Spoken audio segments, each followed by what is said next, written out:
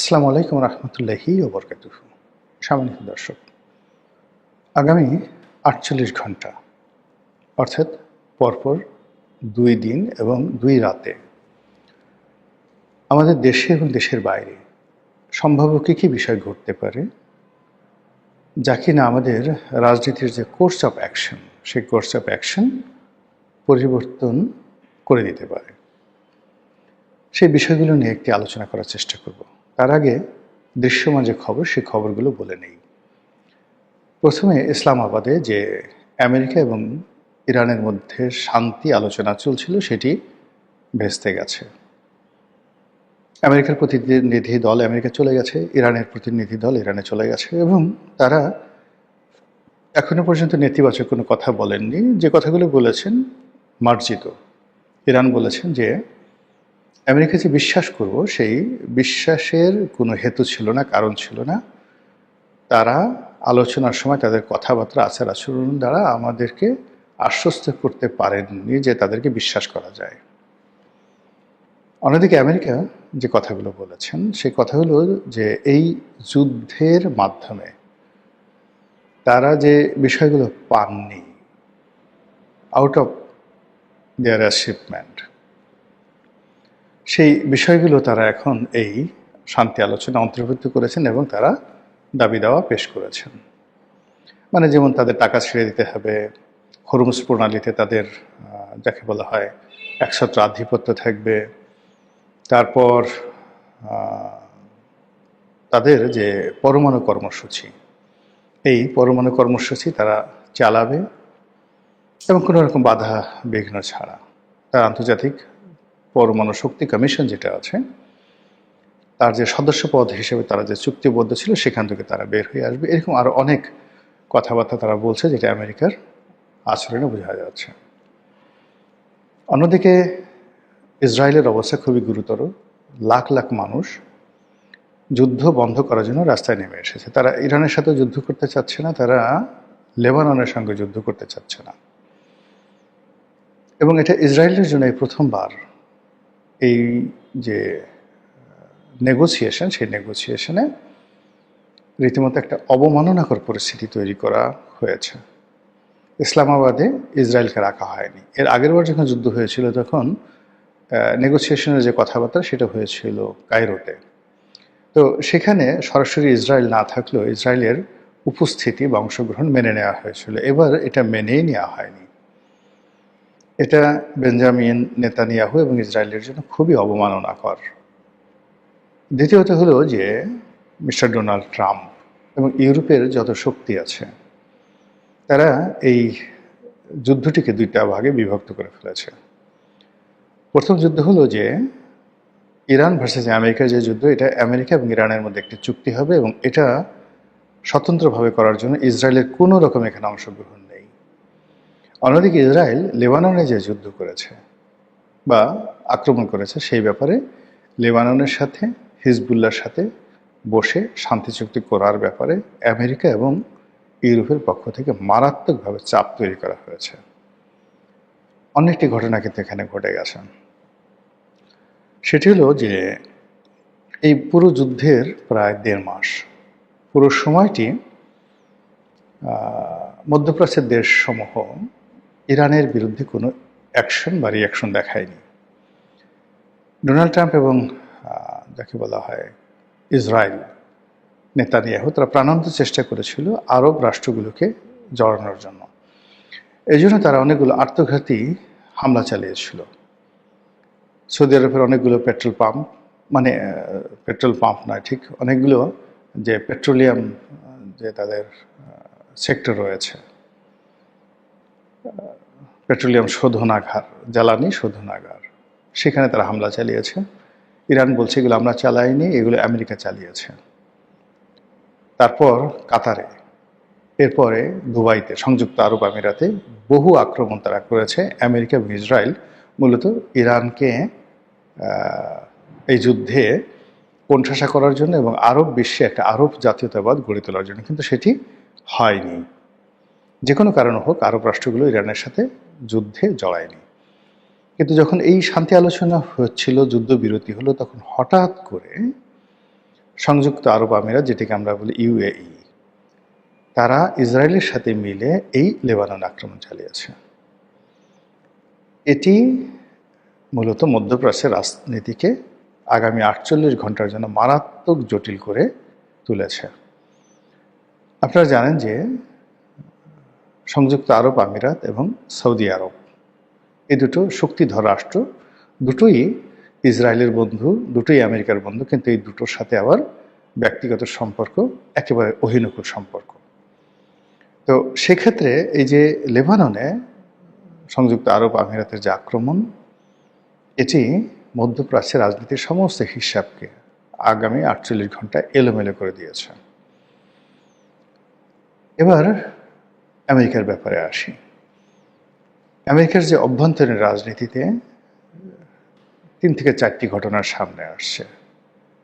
যিনি এই মুহূর্তে ভাইস প্রেসিডেন্ট রয়েছেন, তাকে দায়িত্ব দিয়ে ডোনাল্ড ট্রাম্পকে দায়িত্ব থেকে চ্যুত করা বা তাকে বহিষ্কার করা, ইমপিচমেন্ট করা, এটা নিয়ে আমেরিকার যারা নীতি নির্ধারণী তারা কাজ করছেন।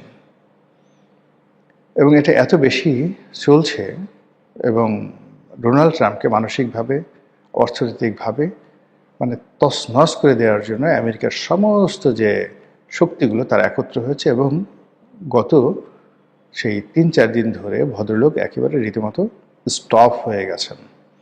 তিনি কি আমেরিকার প্রেসিডেন্ট না আমেরিকার নাগরিক, তিনি কি বেঁচে আছেন না নেই, এটা বোঝা যাচ্ছে না। এবং তার স্ত্রীর যে বডি ল্যাঙ্গুয়েজ, মেলানিয়া ট্রাম্প, সেটা দেখে বোঝা যায় যে ওই পরিবারের উপরে স্মরণকালের সবচাইতে যাকে বলা হয় ফ্রাস্ট্রেশন, যেটাকে বলা হয় সেটি, বা ডিপ্রেশন, সেটি যাচ্ছে।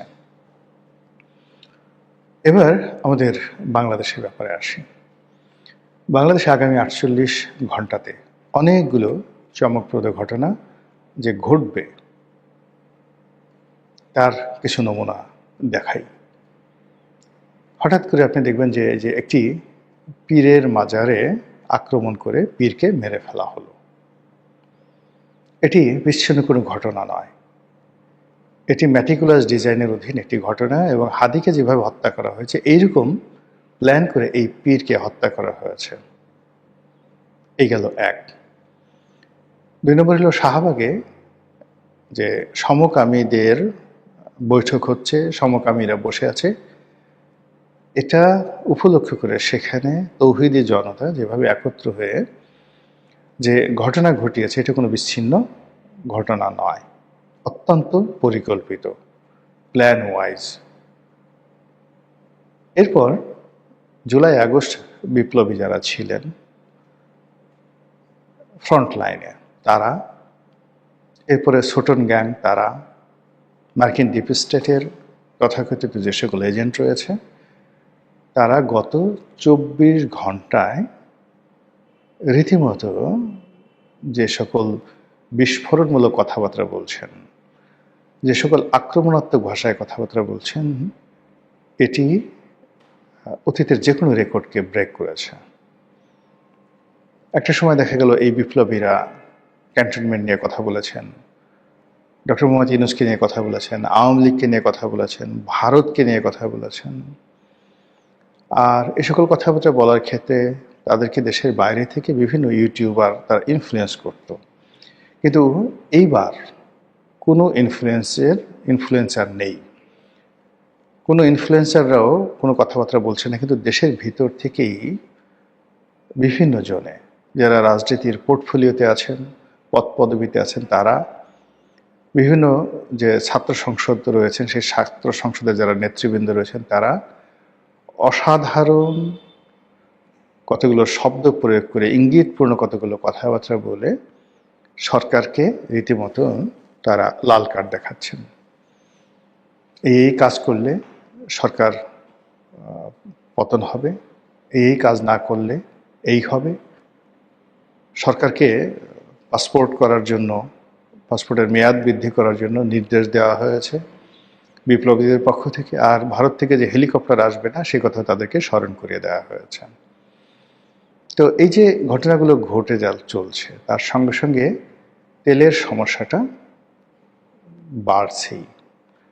সরকার প্রাণান্ত চেষ্টা করছে কথা দ্বারা, বার্তা দ্বারা, এবং এই সময়টিতে মানে সরকার এখানে যে স্যাক্রিফাইস করছে, তেলের দাম না বাড়িয়ে প্রতিদিন প্রায় ২,০০০ কোটি টাকা ভর্তুকি দিয়ে বাজার নিয়ন্ত্রণ করার যে চেষ্টা সরকার চালিয়ে যাচ্ছে, কিন্তু কাজ হচ্ছে না।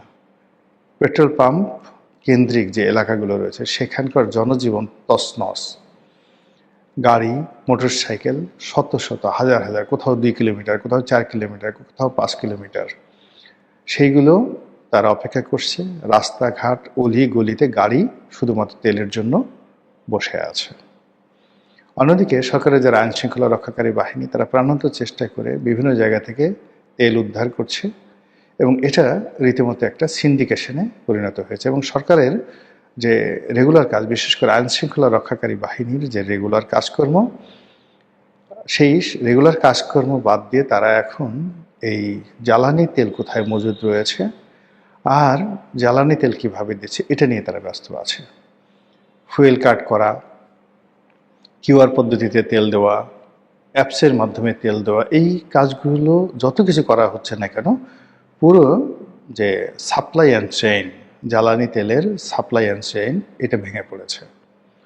আর এর সঙ্গে শুরু হয়েছে ভোজ্য তেলের, যাকে বলা হয় অভাব।